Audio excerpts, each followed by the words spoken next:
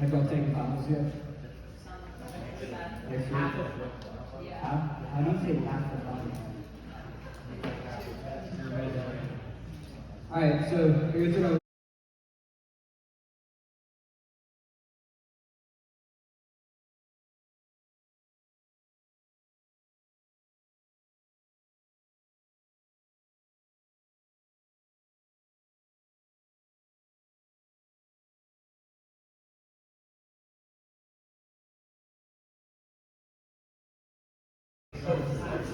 Yeah, there you go. See, one person has the ability to control the entire room. Like I said, stand up. Hey, hear me out, hear me out. Alright, do it again. Yeah. So I told y'all to stand up and y'all stood up. And I told y'all to sit down and y'all sat down. One person controlling the entire room. That's the same situation that the Jews are in Jeremiah 29. So if you have your Bibles, turn with me to Jeremiah 29. If you don't have your Bibles, go get some on the side. And so, before we get there, the situation they're in is they've just been led astray by a false prophet, by a guy named Hananiah. Everyone say Hananiah. Yeah, there we go. Now with me? Everyone say Hananiah. There we go. Alright, so Hananiah said that, hey, y'all only can be in exile for 2 years, and then God's going to deliver y'all. He's going to lead y'all out of exile. But God didn't say that. God promised them something different. But because they didn't listen to God, they are where they are now. So,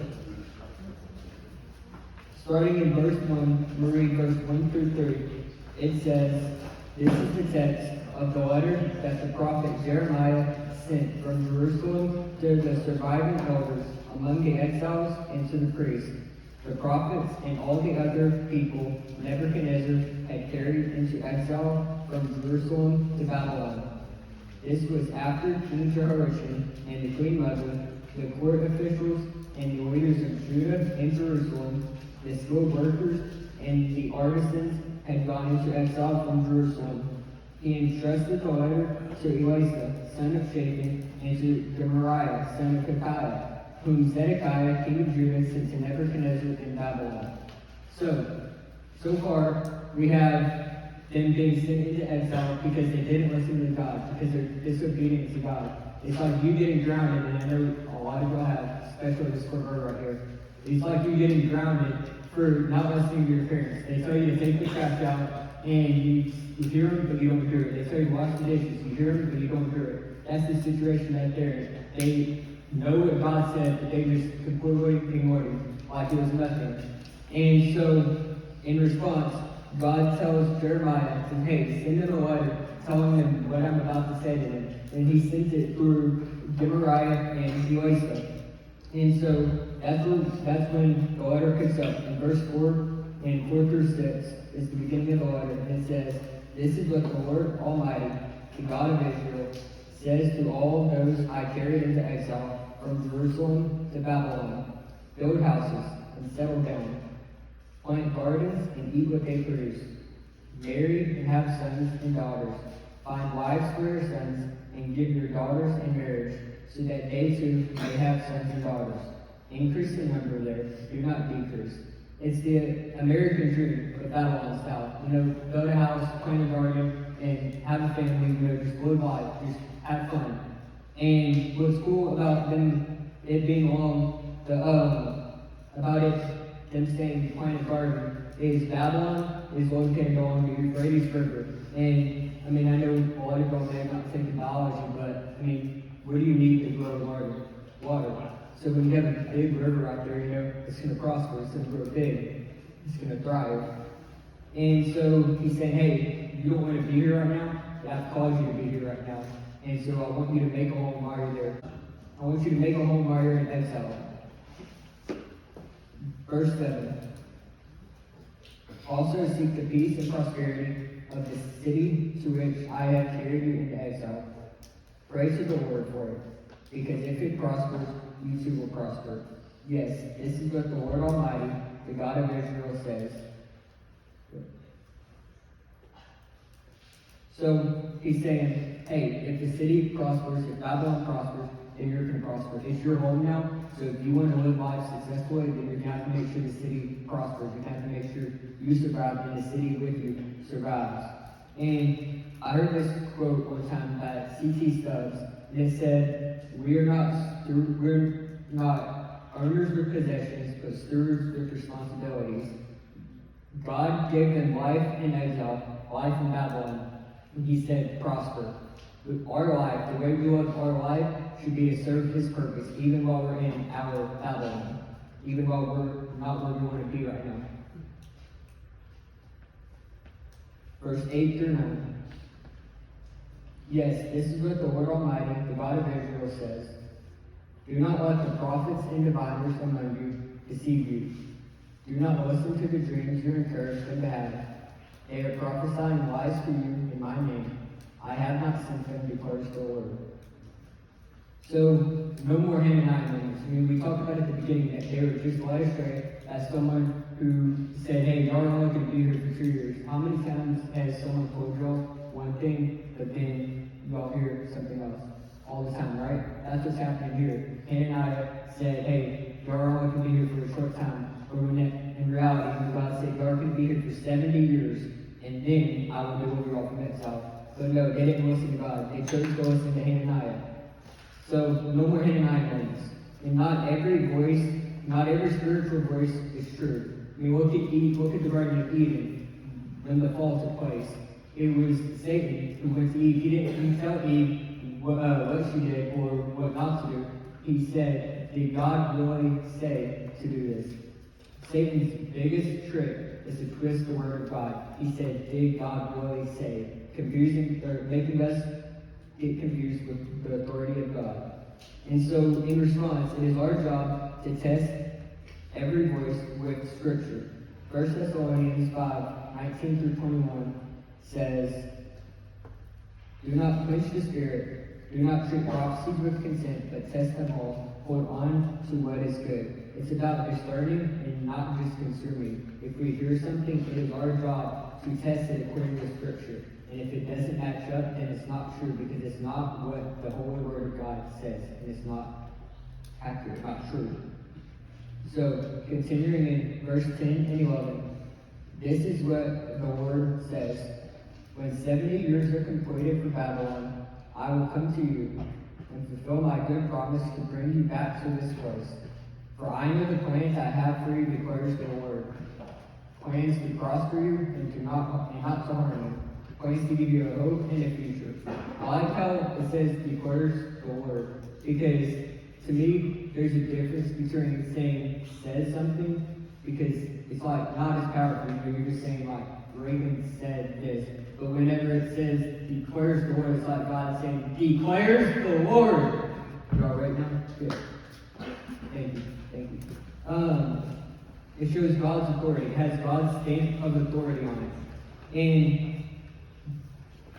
for I know the plans I have for you. They thought God was done with them. They disobeyed God. They ran away from God. And so they thought God just turned around and walked away. They thought it was over, done, and they're in exile forever. But God reassures them when he says, for I know the plans I have for you, declares the Lord. Plans to prosper you and not to harm you. He's saying, hey, you don't see it right now, but I have a future for you. And that future, you don't know, but I know. It's plans for you to succeed, plans for you to fulfill my will in your life. So he reassures them of the good promise. And he shows them that God is still in control, even in the chaos. Verse 12 and 13. Then you will call on me and come and pray to me, and I will listen to you. You will seek me and find me when you seek me with all your heart.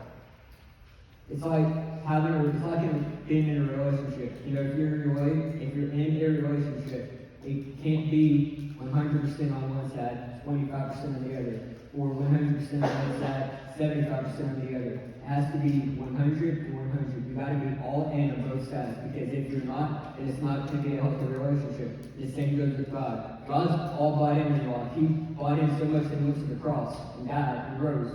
But you got to be bought in on your side of it. You got to go all in for God. Verse 14.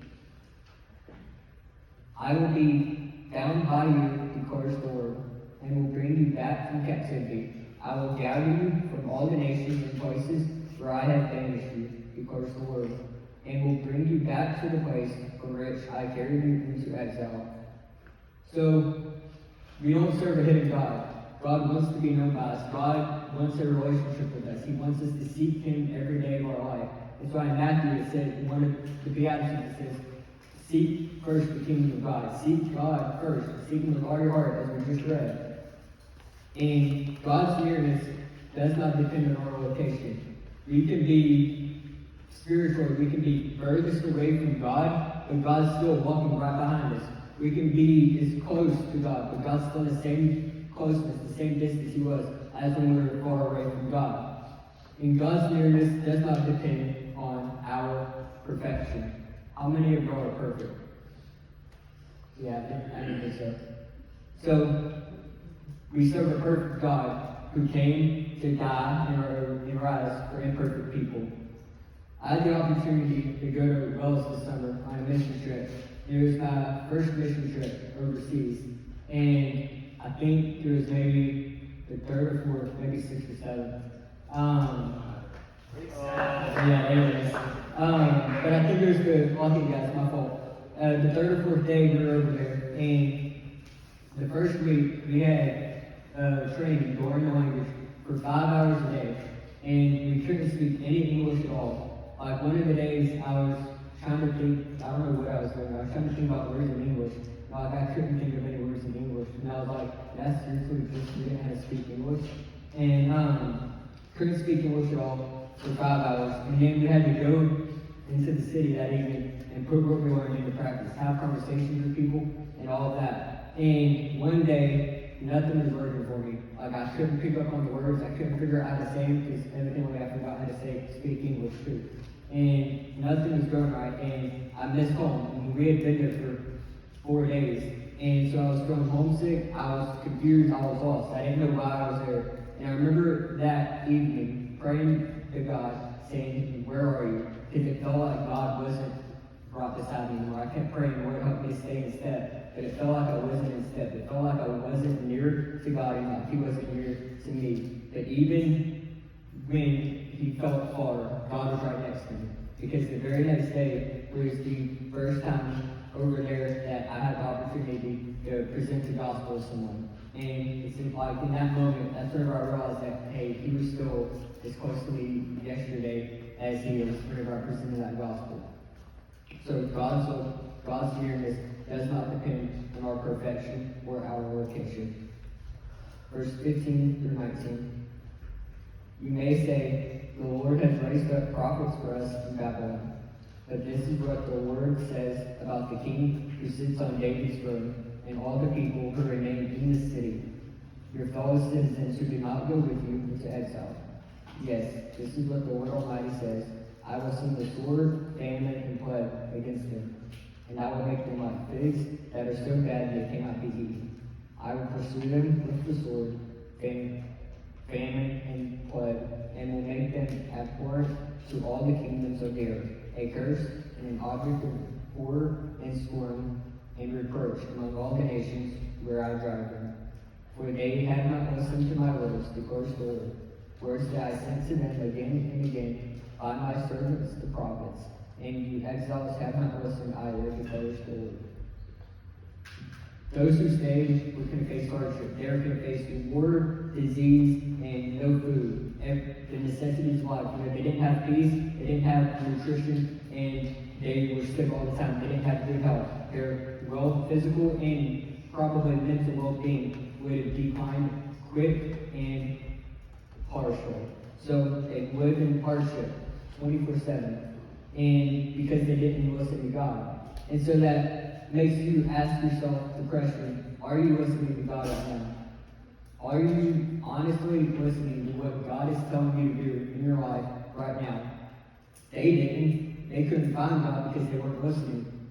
So are you listening to God and where you should be right now? Verse 20 through 23.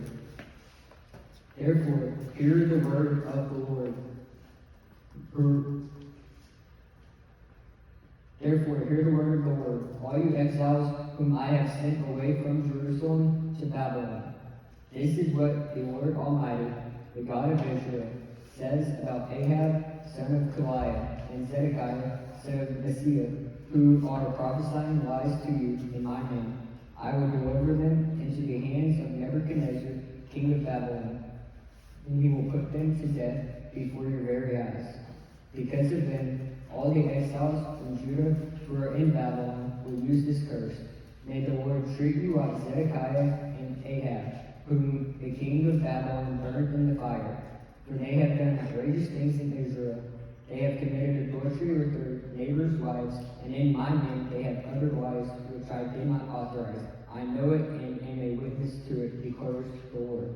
So, to start off this section, therefore hear the word of the Lord. It's funny that Jeremiah writes that because they haven't been. He's telling them to do something that they haven't been doing. They've been going about their own way. They've been living their own life. And so Jeremiah calls them out on it. He says, hey, hear the word of the Lord. Listen to God this time for once. And so they still don't. And so God is going to make an example out of them. Not only is he going to bring war, famine, and disease, he's going to make their names a curse. That way when they say their name, it's going to be a curse. He says, because of them, I will use this curse. May the Lord treat you like Zedekiah, whom the king burned in the fire, for they have done outrageous things in Israel. They were sentenced to death because they led the people astray. Their names are now names that no one will speak unless it's a curse. And they let the false prophets bring false hope. Hope that wasn't from God. Hope that wasn't from the true prophets from God. So, what does all of this mean for us? What do you need to know from all of this? Disobedience leads to judgment. We saw here how the Jews disobeyed God and didn't listen to God, and how they were judged and sent into exile because of that. But when we listen to God and obey Him, He will lead us down the right path. He has good plans for us. And it's easy to follow the world. For some of you have heard my testimony before, but whenever I was in middle school, I was saved and baptized at 7 years old. And I grew up in church, grew up going to Sunday school, coming to Wednesday nights. But for me, it was just a checklist. Just going through the motions, all right, did I pray every day? Did I go to church every day? Did I do this? Did I do that? It wasn't personal, and it wasn't meaningful. And so, in middle school, because it wasn't personal, in middle school, I chased the wrong friends groups. I chased girls. I chased the wrong things. What's that word? And chased all the things that